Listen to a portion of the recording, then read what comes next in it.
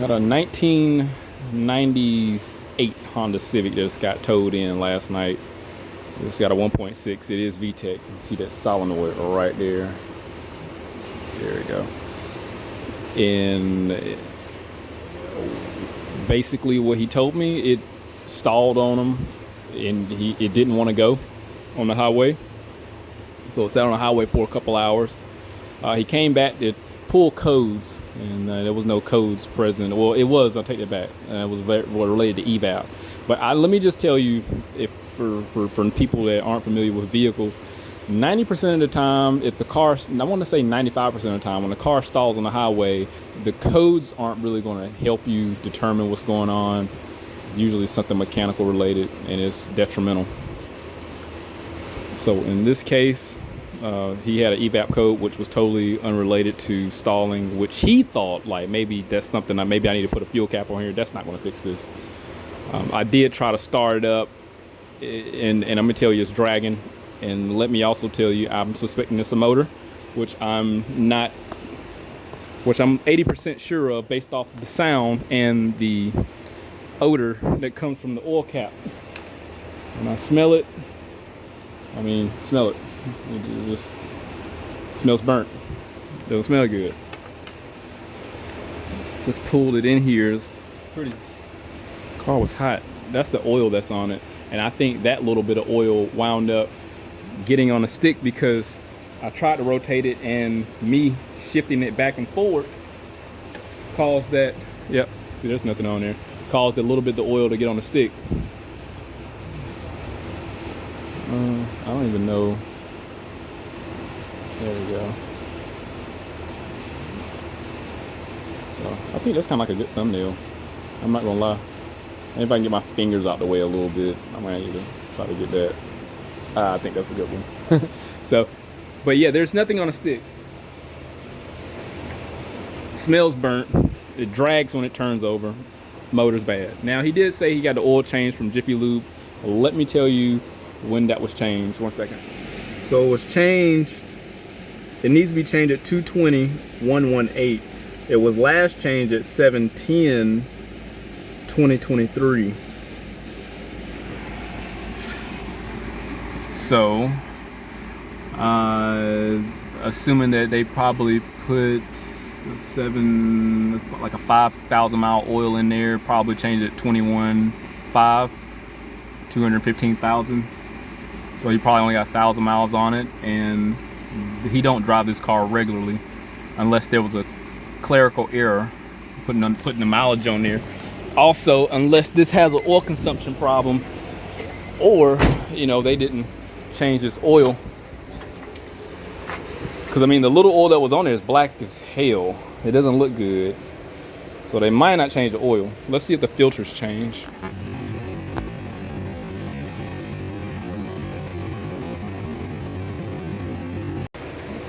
So the oil filter looks new. The oil just looked like it wasn't changed. I'm not saying that they did or didn't change it, but this shouldn't be the oil. That's the little that's on the stick shouldn't be that black.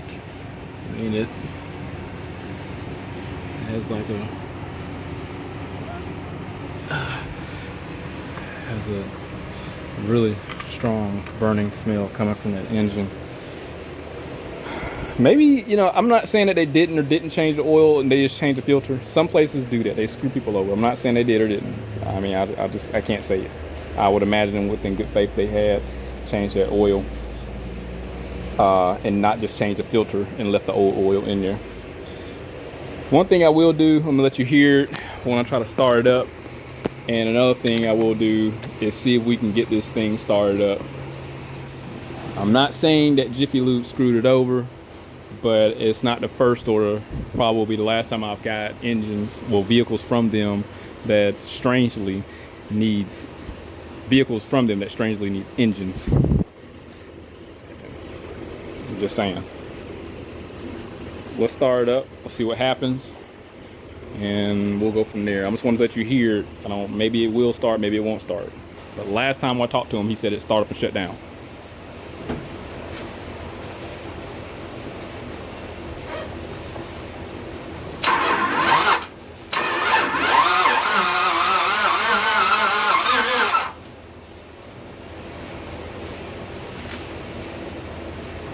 Yeah, you can hear it's dragging real bad.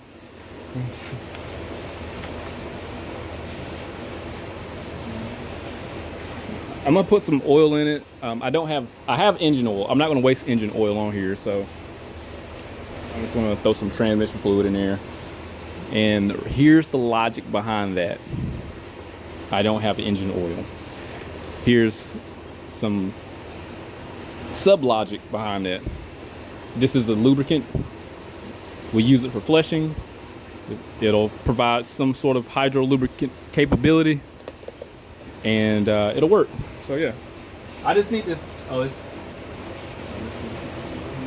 I just need to show on the stick. I just need to do something. And with that said, I just need it to work, and while it's working, lubricate. Yeah, I put a quarter in there. It's not even showing on the stick. I think I got some old transmission fluid sitting around, some used fluid. Let me see if I can throw that in there. No, I got some. I think this is used. No, this is. I don't know. I don't know if this is. I don't know. This is. I got ATF4 and Dex. What is this? 5 or something in here.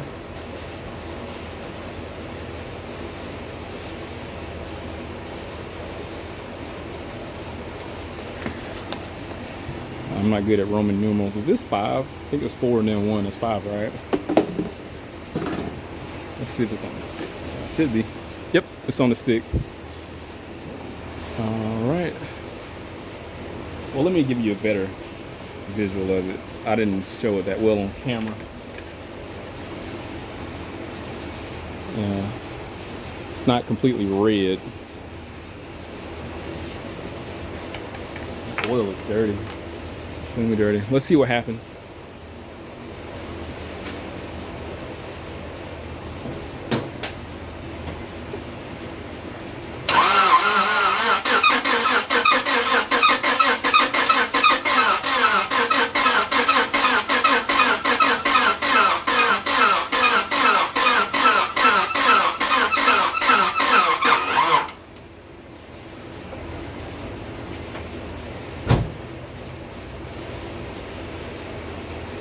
Uh-oh.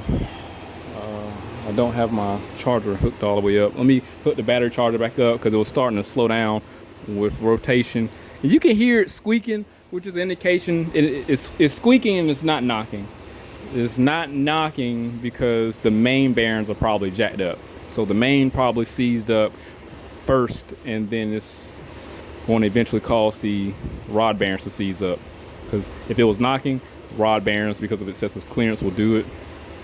Let me hook up my charger and let's give another attempt. So this time what I'll do, I'll press the accelerator. I didn't hold the accelerator down when trying to start it. I'll do that this time. Maybe there's some additional fuel in there and it needs to burn that off, or needs some help with combusting a lot better because the compression is probably jacked up.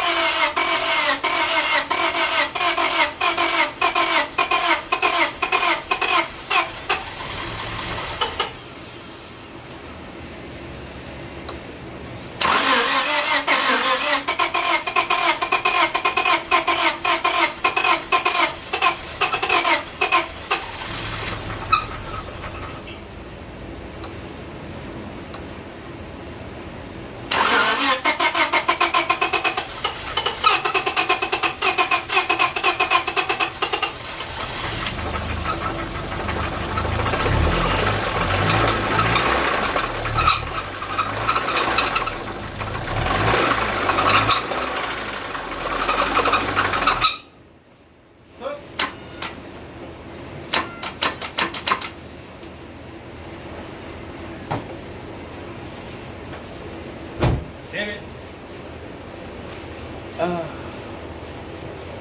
Fuck. Man, I had it working. was like, okay, good. I'm not going to keep the RPM up. I'm not going to keep it up because I don't want to lock it up. And then,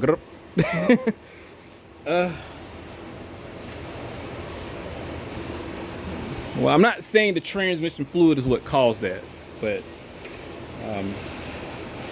you know, it needs a motor. The damage is already done from driving it like that and running it low on oil. Because I don't know. Again, I don't know why it ran low on oil. They probably forgot. They probably didn't even change the oil. I'm not saying they didn't do it. I'm not saying that they did do it. But I mean, they had like 5,000 more miles. These cars are pretty good with holding oil. Pretty good. You usually don't have any type of oil consumption problem. Yeah, she locked up now. So when I gotta pull this motor, I'm gonna have to rotate it backwards or pull the pan down. This doesn't have any balance shaft in there, and pull the rods, pull the baffle, pull the pan, pull the baffle, and pull the rod caps. That's it. Ain't no big deal. But yeah, it's assuming that I can't rotate it backwards, but that definitely was a rod that gave way or excessive clearance caused it. It's bent something. I don't know. It needs a motor. That chunk needs to come out and another motor needs to go in there. Shucks. I don't think putting any type of different oil would have done anything, again, because the damage was already there. There's so much heat, so much. Oh, you know, that second time he started up, it probably should have never been started, because he said it ran, he went back to start it up, and it ran for a couple seconds and then shut down. You know, maybe if he would have never started up, the engine would have been working with oil in it a little better. So that further damaged that motor. So I don't know what to say, man.